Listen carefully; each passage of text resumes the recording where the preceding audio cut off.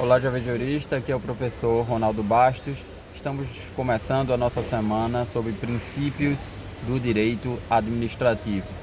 E nesse primeiro vídeo eu quero falar de uma coisa muito importante, chamada de regime jurídico administrativo, que é o regime ou é um conjunto de regras que vão reger a administração pública, seja quando limita a ação da administração pública, que a gente chama de sujeições, seja quando possibilita que a administração pública tenha mais direitos do que as relações entre particulares, o que a gente chama de prerrogativas.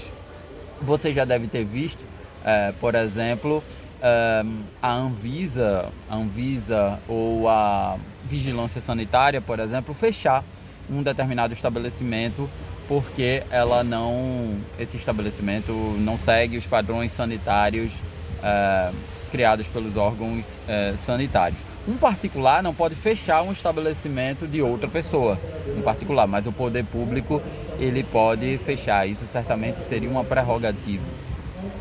E uma sujeição, você já deve ter visto também, você tentar resolver um problema em uma repartição pública e o servidor dizer que não pode resolver isso porque a lei proíbe, ou a lei determina que seja dessa ou dessa forma, e você considera isso muito burocrático, e aí você reclama da burocracia. Isso é uma espécie de limitação da administração pública. E essas sujeições e essas limitações da administração pública têm nome, né? As limitações, vamos começar pelas prerrogativas, né? Esses direitos exacerbados da administração pública, que a gente vai chamar de prerrogativas, eles se justificam por causa de um princípio que rege o direito administrativo, chamado princípio da supremacia do interesse público sobre o privado. Princípio da supremacia do interesse público sobre o privado. Veja, como a administração pública cabe velar pelo direito da coletividade, ela tem uma série de prerrogativas que os particulares não possuem. Pense nessa ideia de poder de polícia, que é a prerrogativa de restringir determinados direitos e liberdades dos particulares, utilizando-se o poder de polícia com o fim de privilegiar ou fim de manter a ordem pública, beneficiar os direitos coletivos à coletividade. Então, um supermercado, por exemplo, que vende produtos que estão fora do prazo de validade, ou um restaurante que não possui em sua cozinha as condições higiênicas adequadas, esse restaurante e esse supermercado podem, em uma gradação, ao final serem fechados o seu estabelecimento pela vigilância sanitária. Veja que isso é uma prerrogativa da administração pública. Pense num contrato de concessão, um contrato administrativo em que o particular não está cumprindo com as regras do contrato, com os seus deveres.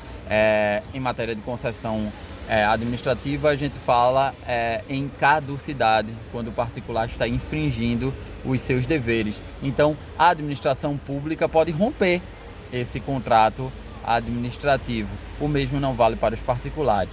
Então, essas prerrogativas, esse excesso de direitos, entre aspas, a gente chama de direito administrativo de... Qual é a razão disso? Em razão do princípio da supremacia do interesse público sobre o privado.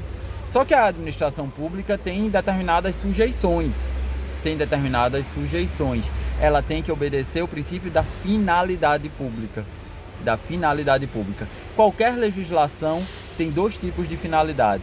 Uma finalidade geral, que é sempre pública, e uma finalidade específica, que é aquela querida pela lei. Então, quando uma legislação estabelece que é preciso fazer licitação para a contratação de serviços ou aquisição de bens por parte da administração pública, ela tem por fim, por finalidade pública e finalidade específica, valorizar a isonomia entre os possíveis contratantes, escolher a proposta mais vantajosa para a administração pública, porque a proposta mais vantajosa para a administração pública é, ao mesmo tempo, a melhor proposta para toda a coletividade, na medida em que a contratação de serviço público é feito com os tributos que são cobrados da coletividade.